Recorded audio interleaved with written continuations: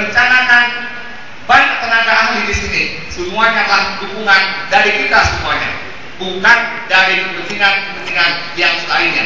Inilah harapan kita semuanya agar di masa yang akan datang masyarakat Aceh Barat masa kepemimpinan 5 tahun yang berikutnya betul-betul masyarakat Aceh Barat yang terpandang.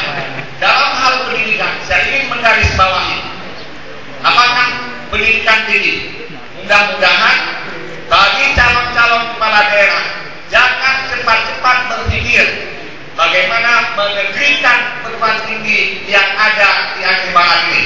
Tetapi yang penting adalah bagaimana mendukung perguruan tinggi ini menjadi perguruan tinggi yang dihargai dan dihormati oleh siapa saja dan oleh perguruan tinggi mana apapun yang ada di Nusantara ini.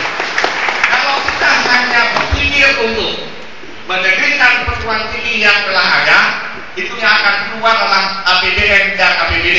Tetapi yang penting adalah bagaimana meningkatkan derajat perguruan tinggi ini menjadi perguruan tinggi yang terpandang di Aceh dan terpandang di Sumatera, terpandang di Indonesia Barat, dan orang-orang lain bisa datang ke sini. Harapan kita adalah ke depan siapa saja yang belajar di sini dan kita undang orang-orang Irian Jaya, kita undang orang mahasiswa Irian Jaya, mahasiswa dari daerah apapun untuk melihat perguruan tinggi kita ini.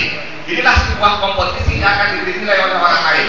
Jangan kita menilai dengan hanya kemampuan penegrian perguruan tinggi ini. Ini adalah sebuah harapan di masa yang akan datang. Namun demikian, langkah awalnya juga diperlukan adanya penegrian perguruan tinggi ini.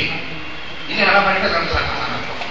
Yang ketiga, dalam harapan kita membangun syariat Islam, harapan syariat Islam tidak hanya hal-hal yang sangat terbatas. Dalam hal syariat Islam, kita bagaimana membangun adanya kepercayaan di antara semua pihak. Kepercayaan ini tidak harus dengan mengatakan inilah syariat Islam. Dalam hal ekonomi, dalam hal pendidikan, dalam hal kehutanan, di dalam hal lain sebagainya, semuanya adalah menjadikan nilai-nilai syariat Islam ini sebagai nilai, bukan menjadikan sesuatu yang harus seperti syariat Islam. Saya contohkan begini.